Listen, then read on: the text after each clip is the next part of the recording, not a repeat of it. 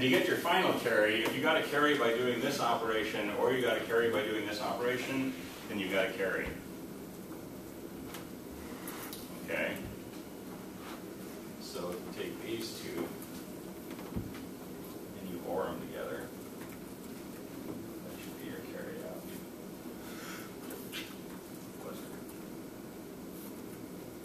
Okay, so two half adders, put them together, and you can make a full adder.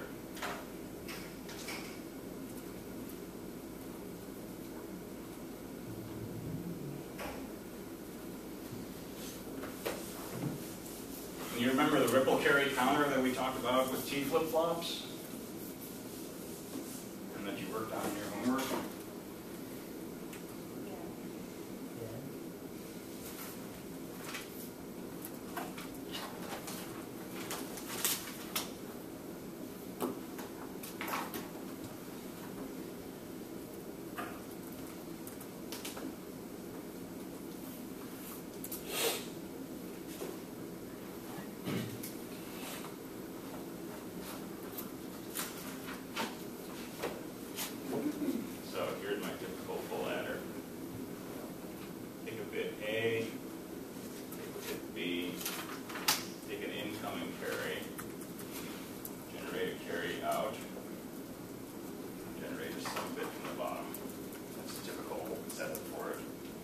Takes in 2 bits and the carry generates a sum and ongoing carry.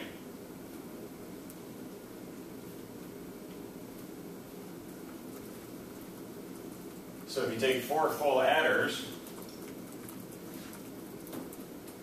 you feed a 0 into that initial carry. You take the carry from the first adder and feed that to the carry input of the second.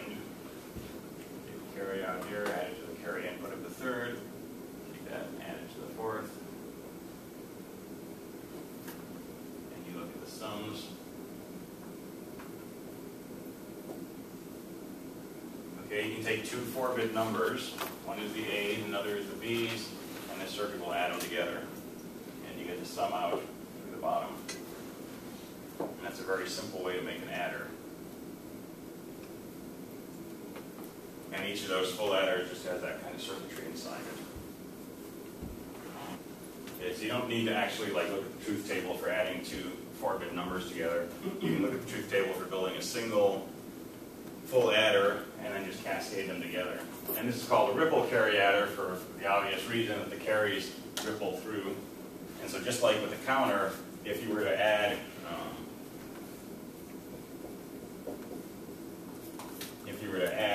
15 and 1, okay, you would slowly see the answer change into the right final answer, but it would take a while, because those carries are moving down the chain. So it's got a lot of glitches in the output. You can make carry look-ahead adders, just like with carry look-ahead counters, that will cause the outputs to change more synchronously, so you don't get that, that glitchy effect. Okay, but ripple carry adders are a nice straightforward way to add.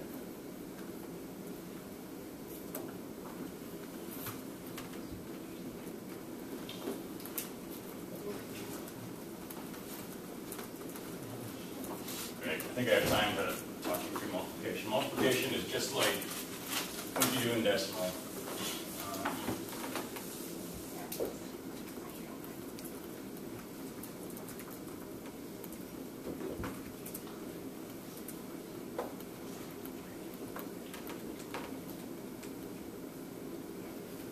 Go back to 6-bit numbers. Okay, same thing you do with pencil and paper when you multiply 2 numbers. 1 times this number is just the number. Okay, shift over to the second bit, and 1 times this number is the same thing. You move over 1 spot, 0, 1, 1, 0, 0, 0. And then 0 times it will be all zeros. And the same thing for the remaining bits.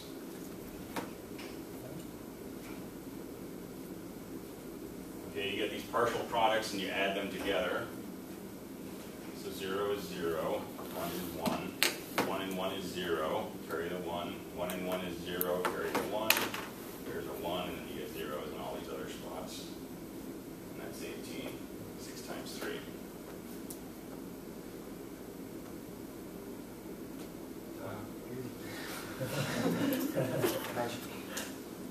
Okay, it's exactly the same procedure when you're multiplying decimal numbers.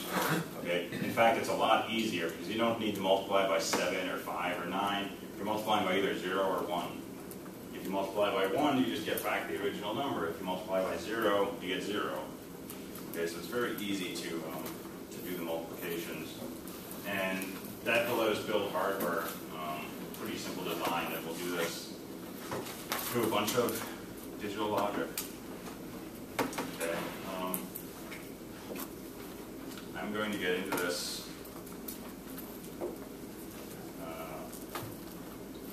Well, Tuesday I'm going to leave for review, okay, and we can spend the whole time going over things if anybody wants to. If you run out of things, I'll continue with binary multiplication then, and if not, then we'll do it the week after the midterm. Yeah? When are we going to start with the book? We already started. So all this arithmetic stuff is basically from the book. Are we supposed to be reading it then? It's got a lot more than what we're going to go over. Okay, so if you want to look through it, that's probably fine. I mean, that would be helpful, I'm sure. But if you're feeling like you're getting bogged down in some of the details of stuff, there's a good chance it's things we're not going to get to that level of anyway. Because that book is huge. I mean, it covers so much. Basically saying we wasted $100. No, it's a really good book, and you will eventually use everything that's in there, but not necessarily in what you're responsible for in this class. Okay.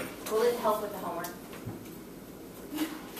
Yeah, I mean, everything we do in this class will probably be a subset of what's in that book. Okay. So it should help with that. A good repetition for it. Yeah, yeah. And particularly when we get into the instruction set architectures after this, after the arithmetic, you'll definitely want to use the book because it talks about MIP, which is what we're going to be working on. Cool. I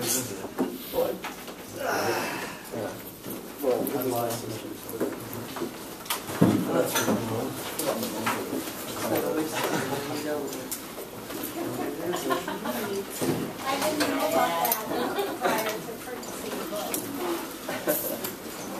Yeah.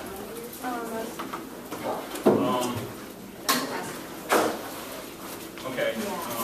I'm done teaching part 1, so I can be up here. I'm sure. It's 2:30 number? Okay. We're up next week. 2:30 one way? Yeah. I think I've touched it since maybe. I'll set aside the conference room, or if that's available, I'll find somewhere to Oh, you're going to talk to him? We're going to go over, yeah. I know we talked about but I don't know how to, yeah, I have to do my keynote, or my, whatever, KD tree bullshit. And,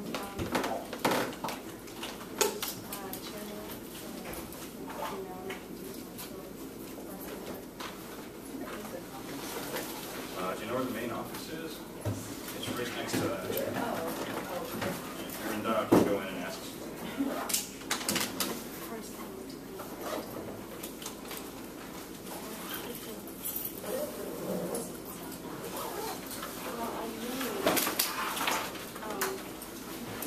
Right. oh yeah, we can send out an email notifications again. Touch that.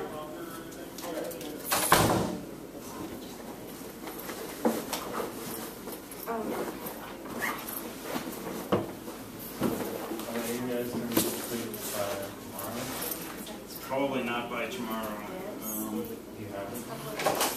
Can you read MP4s?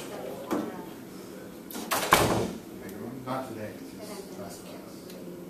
Yeah. I don't think I made an API the last one. For like 3 days. The other day I was like, But I will try to get them posted in the next couple of days at least. just because I was And I'll put something on the announcement page. Here, saying where. so now